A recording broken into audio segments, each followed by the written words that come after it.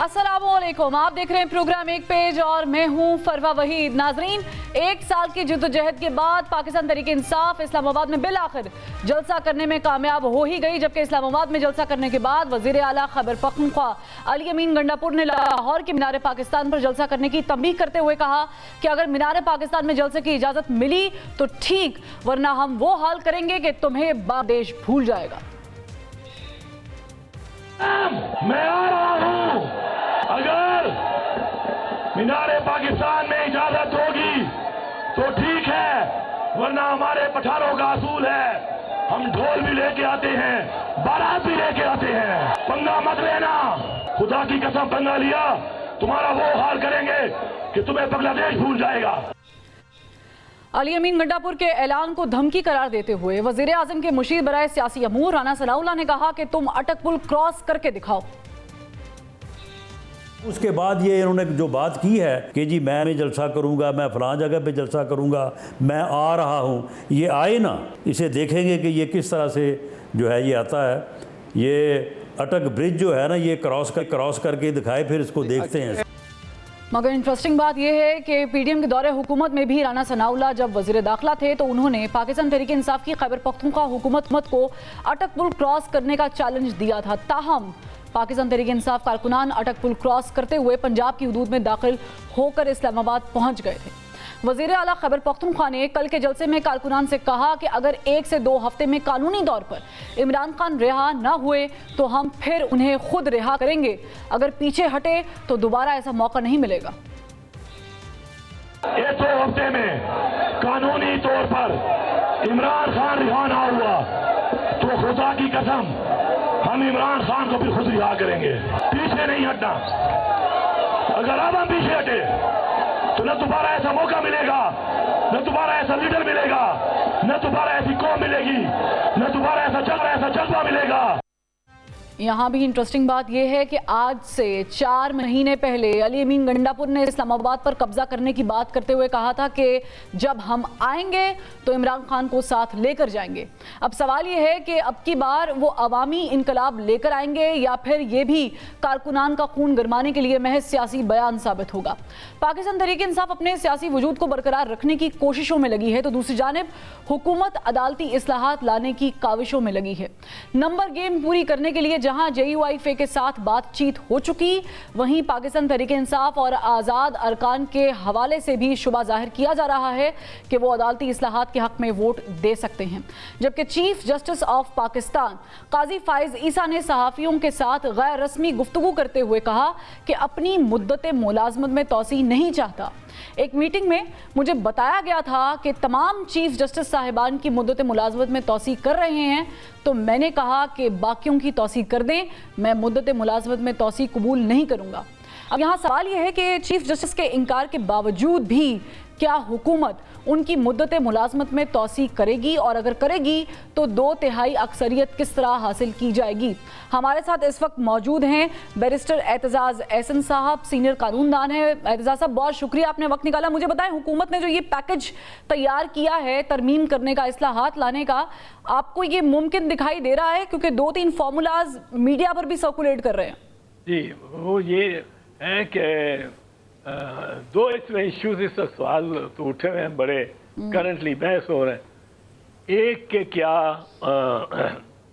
ये काजी फाइज ईसा लेंगे एक्सटेंशन। आजकल एक्सटेंशन का वैसे तो बड़ा रिवाज है और बाजवा साहब की भी एक्सटेंशन हो रही है। अगले के भी सोच रहे हैं कि वो कब एक्सटेंशन जिसको मिलेगी, जो देगा उस गवर्नमेंट, उसकी गवर्नमेंट बनवाएंगे और उसको साथ रखेंगे।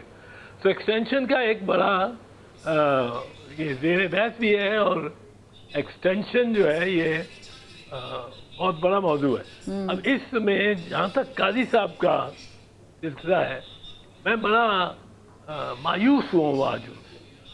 मेरा ख्याल था कि वो इतना बड़ा आदमी है, इतने बड़े खानवादे का वो नुमाइंदा है और चीफ जस्टिस ऑफ पाकिस्तान है।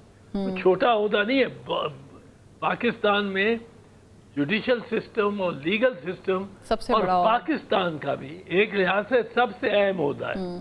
ये वो ओहदा है जो किसी कानून को कह सकता है कि ये कानून آپ نے بنایا تو ہے پر آپ نے یہ آئین سے متصادم بنا دیا، اس لیے یہ بالکل اس کی کوئی حیثیت ہی نہیں.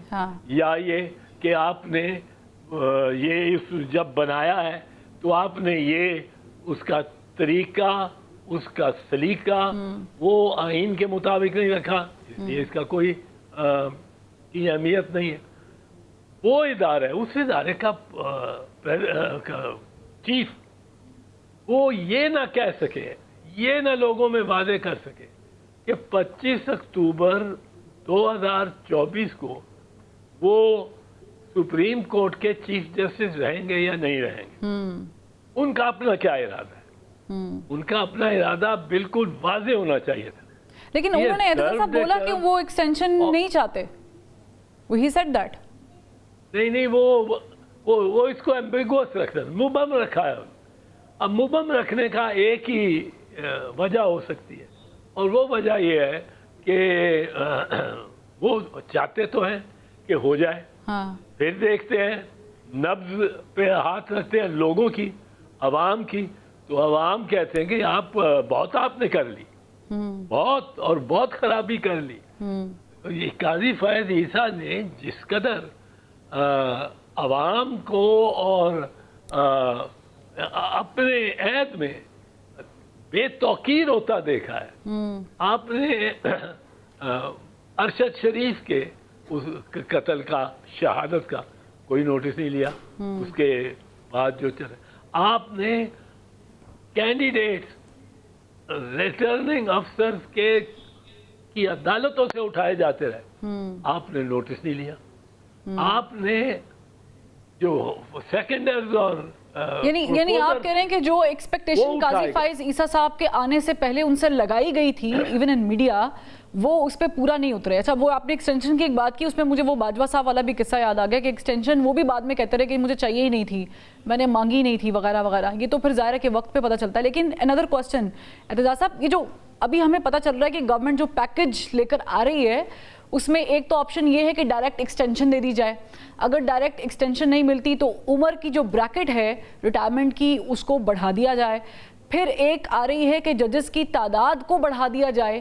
اور پھر اس میں ایک اور چیز ایڈ آن ہو گئی کہ جو وہ 184(3) کے تحت سو موٹو پہ کی تھی ترمیم، اس میں مزید ترمیم کر دی جائے اور وہ 3 کی جگہ 5 ججز پر لے کے جایا جائے. اور پھر اس میں ایک اور چیز جو ہمیں سننے کو مل رہی ہے وہ یہ ہے کہ وہ جو پک اینڈ چوز، کیونکہ اس طرح کا ایک ماڈل ظاہر ہے کہ ہمارے ہمسائے بھارت میں بھی ہوا تھا کہ جو گورنمنٹ کے حق میں ہوتا تھا اس کو چیف جسٹس لگا دیا گیا تھا.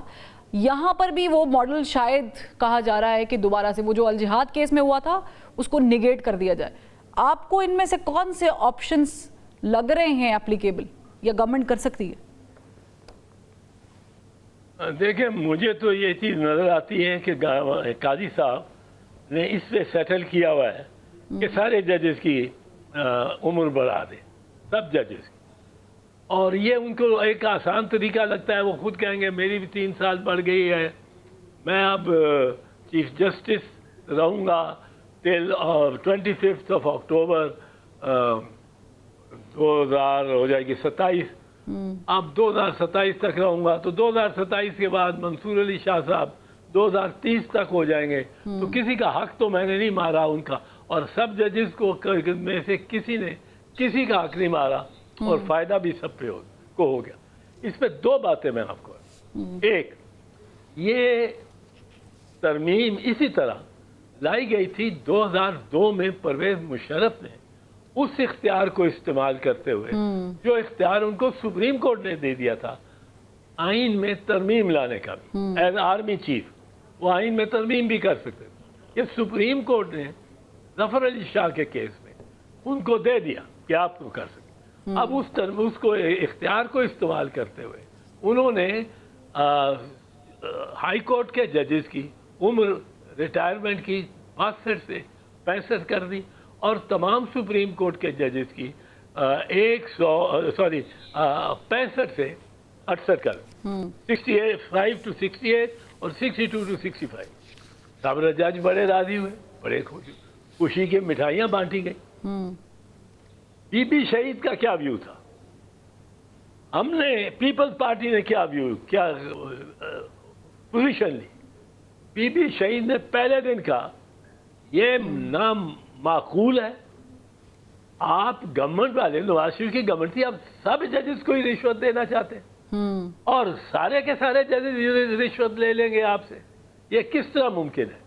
और जो कमेटी पे एक कमेटी बनी इस लीगल फ्रेमवर्क ऑर्डर को 2002 को जिसमें ये तरमीम रखी गई थी, उस कमेटी में इत्तेफाक से पीपल्स पार्टी से हम दोनों ही थे, लतीफ़ खोसा और मैं, और हमें बीबी ने बिल्कुल बड़ी सख्ती से हिदायत की कि कुछ भी हो, हमारा जाजी चाहे निकल रहा हो, मतलब उसका टेन्योर खत्म हो रहा हो, वो हमें हमारा हमदर्द हो, हमसे हमदर्दी रखता हो, आपने ये मंजूर ही नहीं कर, ये हमारी तरफ से तमाम जजेस को रिश्वत देने के बराबर है, तो ये किस तरह हम एक्सेप्ट कर सकते। इस पे बड़ी सख्ती से बीबी ने व्यू लिया और 17वीं तरमीम 2002 में तो चलता रहा, पर 17वीं तरमीम जिससे परवेज मुशर्रफ ने अपनी हुकूमत को, अपनी हुक्मरानी को जायज करार दिलवाना था, उसमें हमने ये इसरार किया कि हमने उसकी हुकूमत को जायज करार नहीं दिलवाया, बिल्कुल हमने वोट उसके खिलाफ दिया कि मार्शल लॉ नहीं लग सका, पर ये जमात इस्लामी ने भी तमाम हाउस की राय के तौर पे ये फैसला करवाया, लियाकत बलोच साहब जो उस वक्त MNA थे। बिल्कुल, और मैं इसमें ऐड कर लूँ एतजाज़ साहब, अदलिया बहाली के अंदर ये जो आपने परवेज मुशर्रफ वाला वाक़या डिस्कस किया है, फिर 2000 हमने साथ में देखा कि जब वापसी हुई बेनज़ीर भुट्टो साहिबा की, नवाज शरीफ साहब की, वो जो अदलिया के लिए एक मूवमेंट थी उनकी बहाली के लिए, उसमें भी आपका बड़ा अहम किरदार रहा है। लेकिन अनदर क्वेश्चन एतजाज़ साहब, माजी में हमने देखा है कि जजेस के बारे में, उनके करैक्टर्स के बारे में फिर चीज़ें खुल के सामने आती हैं। अभी जो ये गवर्नमेंट कर रही है इसमें उनका बेनिफिट क्या है, मतलब इसका फ़ायदा किसको मिलेगा? बेनिफिट ये है बुनियादी तौर के ये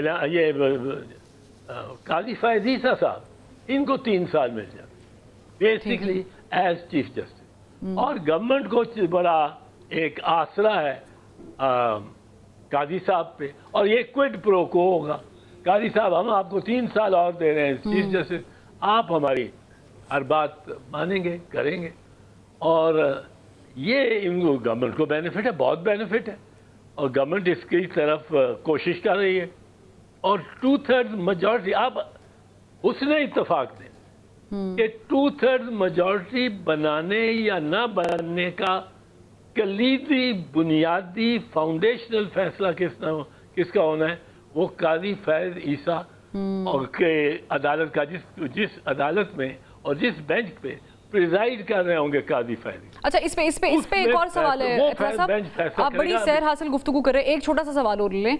ये जो बातें ये भी सुनने में आ रही हैं कि पाकिस्तान तहरीक इंसाफ के कुछ लोग भी इस अमेंडमेंट के या इस तरमीम के हक में वोट देंगे, दे सकते हैं, ये क्लियर कर दें पहले।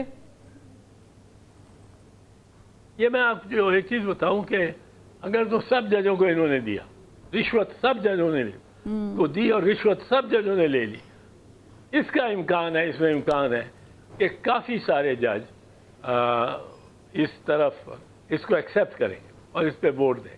अच्छा, और हमने जो तो मेरे ख्याल में, और मैं ये जी मेरी ये असेसमेंट है कि ये अदालत वो नहीं अदालत जो साल पहले थी, 2 साल पहले थी, ये अदालत मुख्तलिफ अदालत है, इसमें जज और रैन के बैठे, वो अपना नुकसान कराएंगे, खुद फायदा नहीं लेंगे, और वो ये बेनिफिट नहीं लेंगे। अच्छा, ये हमने रिजर्व सीट्स वाले मामले पे भी देखा था एतजाज़ साहब, जब उसका फैसला आया था, और हमने तब भी ये देखा था कि एक वाज़े फ़र्क पता चला था, वो जो 8 लोग एक तरफ थे और बाकी एक तरफ थे, और फिर उस पर ज़ाहिर है कि जो नोट भी लिखा गया था इख्तलाफी। इन हाउस आपको लगता है रेजिस्टेंस होगी, जो जजेस फेलोज़ हैं, ब्रदर्स हैं, उनके बीच में? یہ ذرا آپ کی آواز میں نے پہلے بھی ذرا ٹھیک، اونچی آ رہی ہے. میں ریپیٹ کر دوں، ذرا تھوڑا سا میں سوال ریپیٹ کر دوں جی عزیزہ ریپیٹ صاحب. کر. میرا سوال یہ تھا کہ کیا آپ کو لگتا ہے کہ with in the house, with in the institute resistance ہوگی؟ کیونکہ ریزرو سیٹس والے معاملے پہ بھی ہم نے دیکھا تھا کہ ریزسٹنس تھی. ریزرو سیٹس والے معاملے پہ جی جی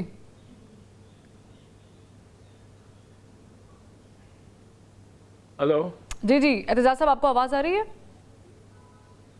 جی اب آ رہی ہے. اچھا، میرا سوال یہ تھا اعتزاز صاحب کہ کیا آپ کو لگتا ہے کہ جو فیلو ججز ہیں قاضی فائز عیسیٰ صاحب کے، وہ اس پہ ریزسٹنس شو کریں گے؟ نہیں، قاضی صاحب فیض عیسیٰ صاحب کے بارے میں تو مجھے یہی محسوس ہوتا ہے کہ قاضی صاحب یہ ایکسیپٹ کریں گے اپنی ایکسٹینشن ان کی کسی صورت بھی ہو، وہ منصور علی شاہ صاحب کی کاسٹ پہ ہو کہ وہ ان کے 3 سال بڑھ جائیں اور ان کے نہ بڑھیں، اور منیب صاحب کی بھی قیمت پہ ہو. قاضی صاحب لے لیں گے یہ اور ایکسیپٹ کریں گے. اچھا، قاضی صاحب ایکسیپٹ کر لیں. لیکن اگر سب ججز ہی کو مل گئی پھر تو قاضی صاحب بخوشی ایکسیپٹ کریں گے. پھر تو قاضی صاحب کہیں گے بھائی میں کیا کروں، سبھی کو مل رہی ہے، سبھی کو کا فائدہ ہو رہا ہے، تو مجھے اس میں کون سی مشکل ہے. اور وہ اس کو بنائیں گے کہ سارے جج ہی چل پڑیں. میں یہ نہیں سمجھتا کہ سارے جج چل پڑیں گے. میرا خیال ہے کہ majority will resist, the majority will resist. اور وہ اس سے پہلے کہ وہ اپنے دفتر چھوڑیں یا کچھ، وہ اس پہ فیصلہ دیں گے. وہ کہیں گے اس پہ فیصلہ ہم نے دینا. وہ یوں ہی نہیں اٹھ کے چلے جائیں گے کہ وہ استعفے دے کے چلے جائیں اور پیچھے دوسرے ججز بھرتی ہو جائیں. دیز ججز، ان ججز نے جس دن ان کی بڑھنی ہے عمر سب کی، اس دن انہوں نے بینچ بنوانا ہے فل کورٹ کا اور بیٹھنا ہے. ٹھیک. اور کہنا ہے ہمیں یہ بتاؤ، یہ سمجھاؤ یہ کس طرح. اٹارنی جنرل صاحب انسٹرکشن لے کے آؤ، یہ آپ کا یہ میلا فائڈی آپ کر رہے ہیں. آپ سارے ججوں کو دے رہے ہیں رشوت. یہ بی بی شہید بے نظیر بھٹو کی ولایت تھی اور بڑی کلیئر تھی. ایگزیکٹلی. ہم 96 کے بعد تو ظاہر ہے کہ یہ ایک پیٹرن سیٹ ہو گیا تھا، بلکہ اس کی مثال دی جاتی تھی کہ باقی انسٹیٹیوٹ میں بھی یہ پیٹرن سیٹ ہونا چاہیے. لیکن جو لاہور ہائی کورٹ میں ہوا ہے، وہ جو تنازع آپ کے نظر سے گزرا ہوگا، خاتون جج جو لگی ہیں، اس میں بھی سینیورٹی کا مسئلہ تھا. لیکن سپریم جوڈیشل کمیشن کا جو اجلاس ہوا اس میں ظاہر ہے کہ نام جو ہے وہ جسٹس شجاعت علی خان صاحب کا آنا تھا، لیکن عالیہ نیلم صاحبہ جو ہیں ان کا نام سامنے آ گیا، ان کا قرعہ نکل گیا. آپ کو لگتا ہے کہ اس کیس میں بھی ججز کی تعداد اگر بڑھ جاتی ہے فار انسٹنس، تو پھر یہ ہو سکتا ہے پک اینڈ چوز؟ ہاں، اگر جج یہ دیکھیں، پہلی تو چیز ہے کہ اگر یہ کورٹ، یہ عدالت، یہ وہ سنی اتحاد کی سیٹیں دے دیتی ہے گورنمنٹ کو، اگر وہ دے دیتی ہے تو ان کی کانسٹیٹیوشن میکنگ نمبرز ہو جاتے ہیں، 2/3 ہو جاتی. اس کے بعد جب ان کی 2/3 ہو جاتی ہے، پھر گورنمنٹ اور پارلیمنٹ یہ ایک تحفہ اور ایک نیکی کرتے ہیں اپنے کہیں قاضی فائز عیسیٰ پہ. اب انہوں نے اس کو بھی کچھ دینا ہے. کوئڈ پروکو ہوتا ہے. کوئڈ پروکو میں وہ چیف جسٹس کی لیے امینڈمنٹ کر سکتے ہیں. ایک امینڈمنٹ کر سکتے ہیں کہ چیف جسٹس کی ٹینیور پوسٹ ہوگی کم از کم 3 سال کی ہو.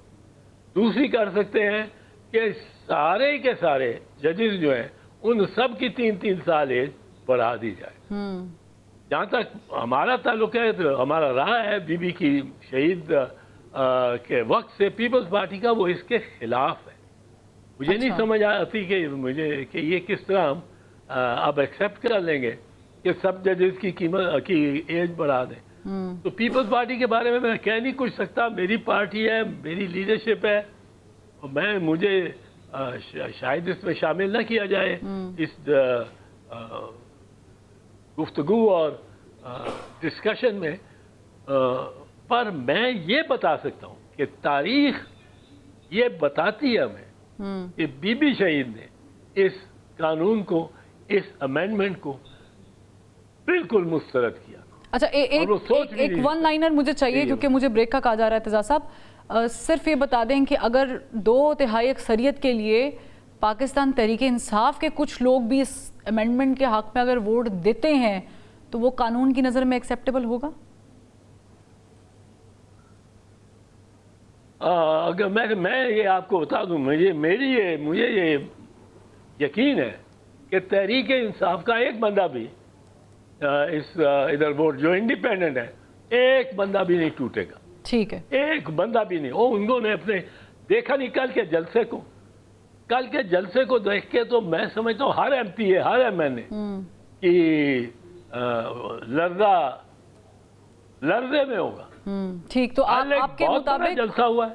ہاں، پاکستان تحریک انصاف کے لوگ جو ہیں وہ اپنی لمٹ کراس نہیں کریں گے اور ووٹ جو ہے وہ اس امینڈمنٹ کے حق میں نہیں دیں گے. اعتزاز صاحب بہت شکریہ، آپ نے اپنا قیمتی وقت جو ہے وہ ایک پیج کے لیے نکالا. لیکن دوسری طرف وزیر اعظم بھی کوشاں ہیں، عشائیے کی تیاری ہے اور ظاہر ہے کہ تمام تر اتحادیوں بشمول JUI کو اس چیز کے لیے کنونس کیا جائے گا کہ جو کام ہم کرنے جا رہے ہیں یہ قوم کے لیے ایک نیا باب کھولے گا اور بہتر ہے. لیکن یہاں پر ایک بریک لیتے ہیں، اس کو بھی ڈیٹیل میں ڈسکس کریں گے لیکن ایک بریک کے بعد.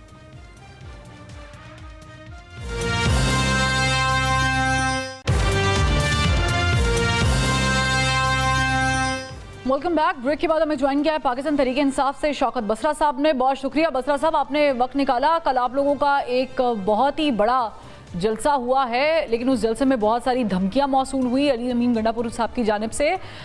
لیکن سوال یہاں پر پہلا میں یہ کرنا چاہوں گی کہ عمران خان صاحب نے کہا کہ 22 اگست کا جو جلسہ ملتوی کیا تھا وہ اسٹیبلشمنٹ کے کہنے پر ملتوی کیا تھا اور ان کو کہا گیا تھا کہ ان ریٹرن 8 ستمبر کا جلسہ جو ہے وہ کامیاب بنا دیا جائے گا یا اس کی اجازت دے دی جائے گی. تو یہ تو وہ والا حساب نہیں ہو گیا کہ وہیں سے جہاں سے بیمار ہوئے تھے اسی ادارے کے لونڈے سے آپ نے دوا لے لی؟ فروز، سب سے پہلے تو اللہ تعالیٰ کا شکر ادا کرتے ہیں کہ فارم 47 کی جعلی حکومت جو اس وقت جس نے پاکستان پہ قبضہ کیا ہوا ہے، ان کی تمام تر سازشوں اور رکاوٹوں کے باوجود کل ایک بار پھر تاریخی جلسہ ہوا ہے اور وہ کیمرے کی نظر نے پوری دنیا نے محفوظ کیا ہے. آپ دیکھ لیجئے کہ پورا جو جتنی جی ٹی روڈ ہو، آپ کی موٹر وے ہو، KP کی موٹر وے ہو، پورا اسلام آباد ہو، اس طرح لگتا تھا کہ یہ کنٹینرستان بنا دیا ہے. NOC ہمیں تو جس دن یہ آپ نے کہا کہ اسٹیبلشمنٹ بالکل عمران خان صاحب سے رابطہ کیا تھرو علی امین گنڈا پور صاحب، اور کیا کہا انہوں نے کہا جی کہ یہاں پر اسی دن کرکٹ میچ بھی ہے اور سیکنڈلی یہاں پر جو مذہبی جماعتیں آئی ہوئی ہیں، یہاں پر حالات کشیدہ ہو سکتے ہیں، بہت بڑی ٹینشن ہے، تو آپ یہ جلسہ ملتوی کر دیں. اور ساتھ وہ لے کر گئے تھے ہمارے لیے 22 ستمبر کی یہ اجازت کہ 22 ستمبر کو آپ اجازت کیجیے، آپ کو اجازت دیتے ہیں اور کوئی 8 ستمبر کو آپ کو اجازت دیتے ہیں. 22 تاریخ کو یہ گئے تھے اور آپ نے اور اس دن جب دوسرا بات انہوں نے یہ کہی کہ ختم نبوت کے حوالے سے کیس لگا ہوا ہے سپریم کورٹ میں، تو خان صاحب نے جو الفاظ کہے میں کو وہ ادا کرتا ہوں.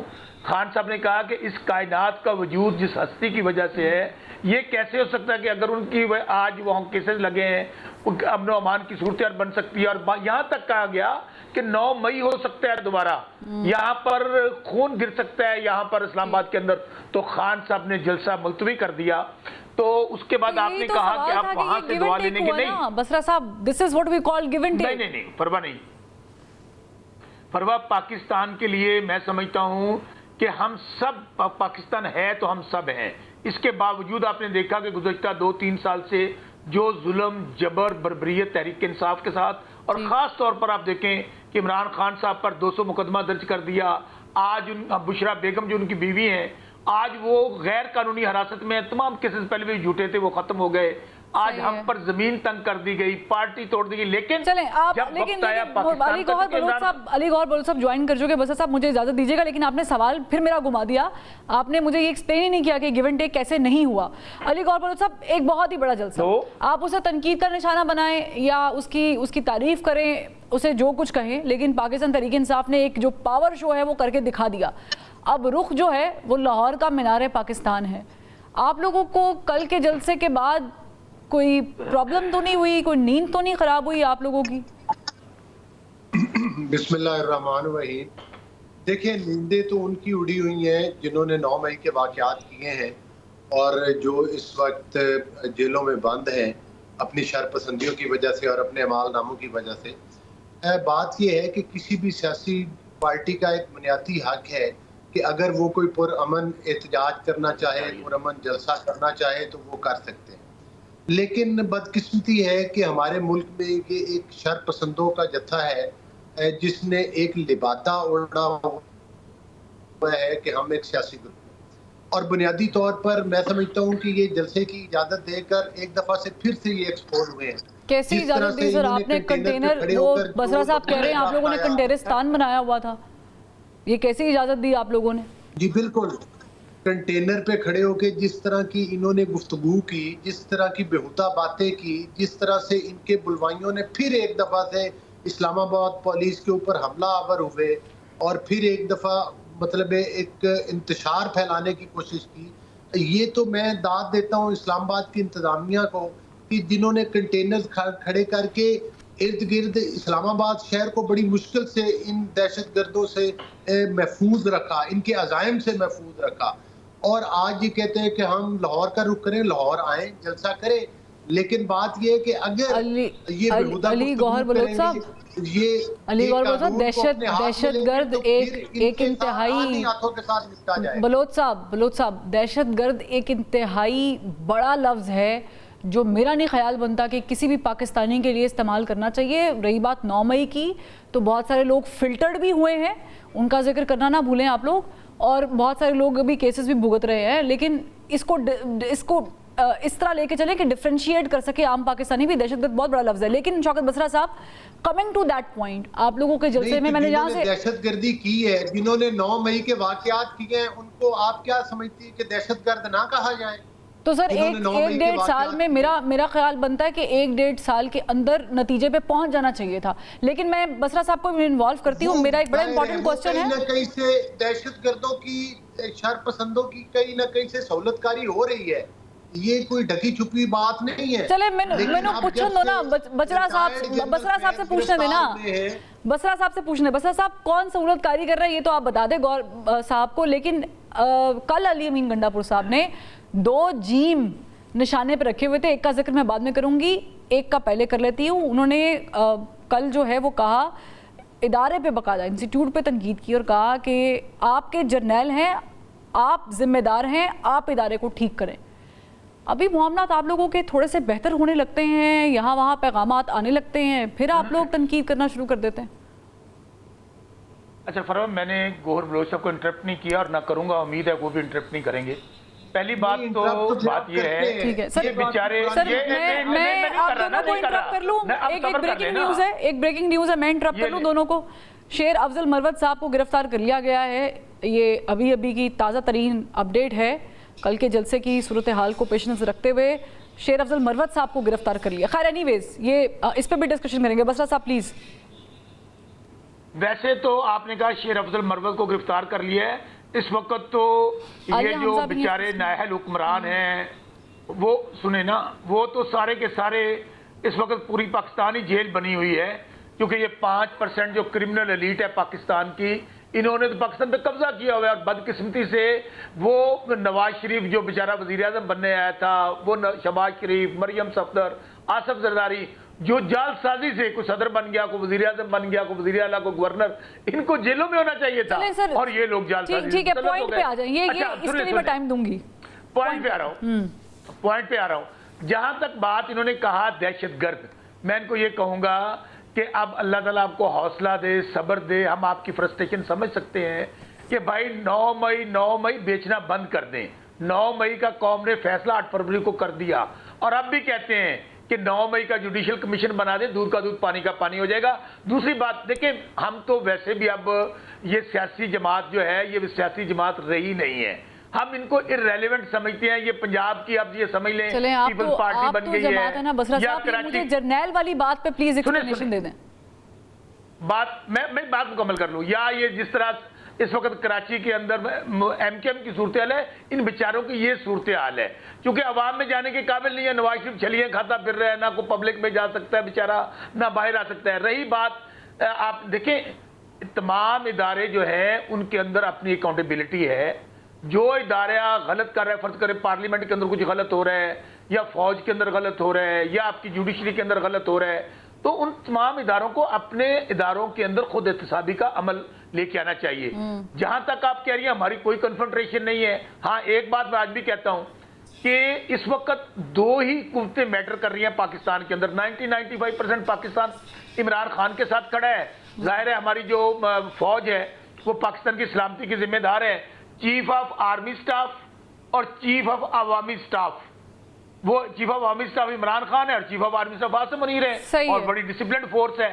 اگر پاکستان کو بچانا ہے تو یہ جو بیچارے سر سوال کے جواب پہ آ جائیں. مجھے گوہر صاحب کی طرف جانا ہے. مجھے یہ بتائیں کہ ایک طرف آپ لوگوں میں تبادلے ہو رہے ہیں پیغامات کے جلسے کو مؤخر کرنے کے لیے، لیکن دوسری طرف پھر آپ جرنیلوں کا لفظ استعمال کر کے تنقید کر رہے ہیں. کیا کر رہے ہیں؟ نہیں بالکل نہیں، کوئی تنقید نہیں کر رہے ہم لوگ. ہم صرف یہ کہتے ہیں کہ فوج کا کام ہے سرحدوں کی حفاظت کرنا. انہوں نے حلف لیا ہوا ہے کہ سیاست میں نہیں آنا، اور اسی طرح ہم پاکستان کے آئین پہ عمل چاہتے ہیں.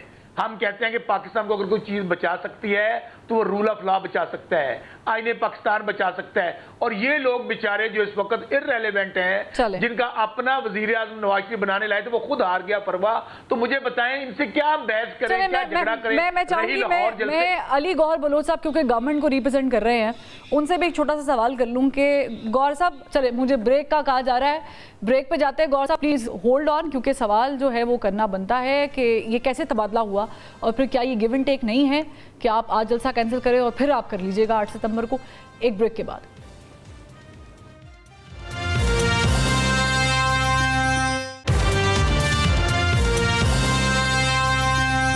Welcome back. علی گوہر بلوچ صاحب، بسرا صاحب نے ابھی بھی ایڈمٹ بھی کیا ہے اور عمران خان صاحب کا خود بیان آن ریکارڈ ہے کہ 22 اگست کا جلسہ ہمیں کہا گیا تھا ملتوی کرنے کا تو ہم نے ملتوی کر دیا. ان ریٹرن 8 کا جو جلسہ ہے جو کل ہوا ہے اتوار کے روز، اس کے لیے ہمیں یقین دہانی کرائی گئی تھی. بھی سارا پروسیجر ہوا تھا گورنمنٹ کے تھرو.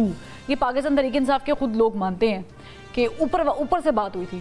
اب یہ جو 8 ستمبر کا جلسہ کل ہوا ہے، آپ کو کیا لگ رہا ہے کہ یہ عمران خان صاحب جو کہہ رہے کہ جنہوں نے ہمیں کرایا تھا، گارنٹی دی تھی، ان کے کہنے پہ ہوا ہے، تو یہ بھی گورنمنٹ کے تھرو ہی ہوا تھا؟ یہ NOC اوپر سے آپ کے تھرو ہوتا ہوا PTI کو ملا؟ دیکھیں ان کی منتے ترلے تو شروع سے تھے اور وہ تو کس سے ڈھکے چھپے ہوئے کس سے منتے ترلے تھے؟ خود کئی دفعہ کہہ چکے ہیں کہ میں جب بھی بات کروں گا اسٹیبلشمنٹ سے کروں گا. تو انہوں نے منت ترلا کیا، ظاہر ہے اس وقت ان کی تیاری نہیں تھی. اور اس کے بعد جب یہ جلسے پہ آئے ہیں تو جس طرح سے جلسے میں بےہودہ گفتگو کی گئی، جس طرح سے پھر یہ اسلام آباد پولیس کے ساتھ ان کے بلوائی ٹکرائے اور جو انہوں نے ادھر طوفان بدتمیزی کیا، جس طرح سے انتشار پھیلایا، تو میں تو سمجھتا ہوں کہ یہ دوبارہ سے پھر سے ایکسپوز ہوئے ہیں، کیونکہ ان کا کام ہی شر پسندی ہے. یہ پھر 9 مئی کے واقعات دہرانا چاہتے ہیں اور یہ کسی سیاسی پارٹی کے ساتھ کوئی بات کرنے کے لیے تیار نہیں ہے، کیونکہ یہ خود RTS سسٹم کی پیداوار ہے. ایک طرف ان کے وزیر اعلیٰ ہیں جن کے اوپر انہی کی کابینہ کے وزراء الزام لگا رہے ہیں کہ وہ کرپشن میں ملوث ہیں اور وہ کرپشن کرتے ہیں. دوسری طرف دیکھ لیں کہ وہ خان صاحب کی جو اہلیہ ہے اور ان کی بہنیں، ان کا آپس میں ٹکراؤ ہے. پورے پنجاب میں ان کی پارٹی. لیکن یہ بتا دیں کہ 8 ستمبر کے جلسے کی اجازت گورنمنٹ کے تھرو ہی آئی ہے؟ دیکھیں یقینی طور پر اجازت گورنمنٹ نے دی ہے اور گورنمنٹ نے اچھا کیا ہے. نہیں، گورنمنٹ نے دی ہے، گورنمنٹ کے تھرو آئی ہے. These are two different things Gohar sahab. ان کے جو اجازت ہوئی ہے ظاہر ہے وہ جو انتظامیہ ہے اسلام آباد کی انہوں نے دی ہے، لیکن انہوں نے تمام رولز کو پھر وائلیٹ کیا، پھر تمام انہوں نے قانون توڑے. جو انہوں نے جلسے میں گفتگو کی وہ بےہودہ تھی. جیسے کہ ان کے لوگوں نے اسلام آباد پولیس کے اوپر حملے کیے، ان کے اوپر پھر حتیٰ کہ شیلنگ کر کے حالات کو کنٹرول کرنا پڑا. تو یہ شر پسندوں کا ٹولہ یہ کبھی بھی بعد نہیں آئے گا. یہ تو وہی لوگ ہیں اسی بات پہ پاکستان کو سری لنکا کے مثالیں دیتے ہیں، کبھی پاکستان کو ڈیفالٹ کروانا چاہتے ہیں، کبھی یہ چلے اسی بات پہ ایک سیکنڈ سر مجھے دیجیے گا. میں چاہوں گی وہ شارٹ میں اپنی پینل سے بولوں گی سجاد بھائی سے کہ پلیز ایک شارٹ جو ہے وہ علی امین گنڈا پور صاحب کا پلیز کوکلی پلے کر دے. ٹائم کا بہت زیادہ کمی ہے, ذرا وہ شارٹ پلے کیجیے گا. انہوں نے کل کہا کیا ہے. پہچانو ان لوگوں کو, پہچانو ان صحافیوں کو جو قلم بیچ رہے ہیں. یہ پیسے لے کر ان لوگوں کو بچاتے ہیں جنہوں نے آپ کا پیسہ لوٹا ہے. اور یہ کچھ دوسری جو بیٹھی ہوئی ہے, یہ جو صحافت کر رہی ہے, میں نے نوٹ لکھا میرا موڈ بنے, ان کی نشاندہی کرو ان لوگوں کو. پوری دنیا کو بتاؤ کہ صحافی نہیں لفافی ہے. اس بیان پہ بیرسٹر گوہر نے اور عمر ایوب نے معافی تو مانگ لی ہے, لیکن بہرحال یہ جو الفاظ ہیں یہ یاد رکھے جائیں گے. بسرا صاحب یہ کیا کہہ رہے ہیں علی امین گنڈا پور صاحب, اور وہی اچھا صحافی ہے جو آپ کے حق میں ہو؟ اچھا, اس سوال کا جواب دینے سے پہلے ہمارے مہربان پیارے بھائی گوہر بلوچ صاحب نے, سر میرے پاس وقت کی قلت ہے, میں چاہوں گی میرے ٹاپک پہ آ جائے because it is directly linked to my field. صرف ایک بات دیکھیں, بات آپ پوچھ رہی تھی حکومت. یہ تو غیروں کی شادی میں عبداللہ دیوانہ حکومت یا سیاسی جماعت وہ ہوتی ہے جن کے ساتھ عوام ہو. ان کی تو پلے اب ہے ہی کچھ نہیں ہے. ان سے کون مذاکرات کرے گا, کون پوچھے گا, اور نہ ہی ہم ان سے پوچھیں. میں پھر کہوں اسٹیبلشمنٹ نے ان کو مسلط کیا ہے, ظاہر ہے اسٹیبلشمنٹ سے ہی بات کریں گے, اسٹیبلشمنٹ کو یہ کہیں گے. اس پہ میں آپ کو ایک اور پروگرام میں دعوت دوں گی گفتگو کرنے کی. میرے ٹاپک پہ آ جائے سر. اچھا, دوسری بات رہی صحافیوں والی. دیکھیں میں پھر کہہ رہا ہوں کہ بات تو سمجھ کر دیکھیں, اب دہشت گرد بھی وہ کہیں جنہوں نے ماڈل ٹاؤن کے اندر بیچارے لوگوں کے پیٹوں میں گولیاں ماری تھیں, جنہوں نے ڈان لیکس کی تھیں, جنہوں نے کہا تھا دہشت گردی ہے اس کے پیچھے. اب میں بولنا نہیں بول علی گوہر بلوچ صاحب پلیز میں آپ کی طرف آتی ہوں. بس اب سن رہے, اب پھر صحافیوں والی بات آ گئی. دیکھیں میں پھر کہہ رہا ہوں کہ دیکھیں 5-7 صحافی جن کا تو ہم نے باقاعدہ بائیک آؤٹ کیا ہوا ہے, جنہوں نے, آپ کو یاد ہے کہ جو لوگ اغوا ہوئے بیچارے, ان کے انٹرویوز کیے, اصل میں ان کو نام لے کر بات کرنی چاہیے تھی, سویپنگ سٹیٹمنٹ نہیں آنی چاہیے تھی. اسی لیے پہ آج عمر ایوب صاحب نے میں شوکت بسر صاحب, میرے پاس وقت کی قلت ہے, میں علی گوہر بلوچ صاحب کی طرف جانا ہے, لیکن عمران خان صاحب نے ایک نجی چینل کا, میں نام لے لیتی ہوں, کا بائیکاٹ کیا تھا. ان کے صحافیوں سے گفتگو نہیں کرتے تھے, کو انٹرویو دیتے تھے, لیکن آخری میں انہوں نے ان کو بھی بلایا. ان کا وہ کدھر ہے؟ ایک منٹ, آپ پھر نا یو ٹرن نہ لیں اپنی سٹیٹمنٹ سے. علی گوہر بلوچ صاحب مجھے بتائیں کہ آپ کے ساتھ بھی یہی معاملہ ہے, آپ لوگوں کے بھی حق میں کوئی صحافی ہو تو ٹھیک ہے, نہیں ہے تو پھر آپ اس کے بارے میں بولتے ہیں. یہ کیا سٹیٹمنٹ کیا تھی علی امین گنڈا پور صاحب کی؟ دیکھیں بات یہ ہے, قتل کروا دیتے ہیں, اٹھوا دیتے ہیں مخالفوں کو. علی امین گنڈا پور صاحب جب بھی گفتگو کرتے ہیں وہ ظاہر ہے کیچڑ ہی اچھالتے ہیں, اور ان کی باتوں سے ہمیشہ بدبو ہی آتی ہے, خوشبو تو کبھی بھی نہیں آئی. کیونکہ آپ نے دیکھا کہ کل ان کے جلسے میں پاکستان آرمی کے خلاف کتنے غلیظ زبان استعمال کی گئی, حتیٰ کہ وہ آپ اپنے چینل پہ سنوا بھی نہیں سکتے جس طرح کی وہ گفتگو کی. پھر جس طرح سے انہوں نے کہا کہ ہم آئیں گے اور ہم 15 دن کے بعد ان کو رہا کرا کے لے جائیں گے, مطلب پھر سے 9 مئی کو دہرائیں گے, دعویٰ کریں گے. میں ان کو آپ کی پروگرام کی وساطت سے چیلنج کرتا ہوں, اگر یہ مرد کے بچے ہیں تو جو کنٹینر پہ بات کی اب اس پہ پورا اترنا ہے. آپ 15 نہیں, آپ کو 1 مہینے چیلنج ہے. آرے لاہور روک سکو تو روک لو, مینارے پاکستان جلسہ نہیں کرنے دیں گے تو جاتی عمرہ پہ کریں گے. تیار ہو جائیں, تیار ہو جائیں, آپ ضرور آئیں, آپ چھڑوائیں. اور یہ آپ کے پلے کیا ہے, آپ کے پلے کیا ہے؟ آپ سے ہماری کوئی لڑائی نہیں ہے, آپ سے ہماری لڑائی نہیں ہے. لڑائی اس سے ہوتی ہے جس سے مقابلہ ہو, مقابلہ اس سے ہوتا ہے جو بیچارہ عوام میں جانے کے قابل ہو. آپ سے کوئی لڑائی نہیں ہے. بات تو کرنے دینا گوہر بلوچ صاحب کو. اور ان میں دم نہیں ہے, یہ شر پسندوں کا ٹولہ ہے, جتھا ہے, یہ انتشار پھیلاتے ہیں اس ملک کے اندر. تو سر جتھے کے ساتھ ہی آپ نے ڈائیلاگ کرنے تھے, ماں سوائے کہہ لگانے کے, ماں سوائے گالیاں دینے کے, یہ ان کی پرورش ہے, یہ ان کا طریقہ ہے. آر ٹی ایس سسٹم کی یہ پیداوار ہے جو ان کی جیبوں سے تلاشی لینے سے. ٹھیک ہے, لیکن انہی کے ساتھ تو ٹیبل ٹاک کرنی تھی. جی بسرا صاحب, چلے مجھے میرا وقت جو ہے پروگرام کا ختم ہو گیا. دونوں کا بہت شکریہ, علی گوہر بلوچ صاحب اور شوکت بسرا صاحب, آپ کا بہت بہت شکریہ. ناظرین, یہاں پر ہم جو ہے پروگرام کا اختتام جو ہے اس کی اناؤنسمنٹ کرتے ہیں. ختم ہو گیا ہے وقت, کل پھر ملاقات کریں گے اس امید کے ساتھ کہ آنے والا ہر دن پاکستان کے حق میں بہتر ہو. اللہ حافظ.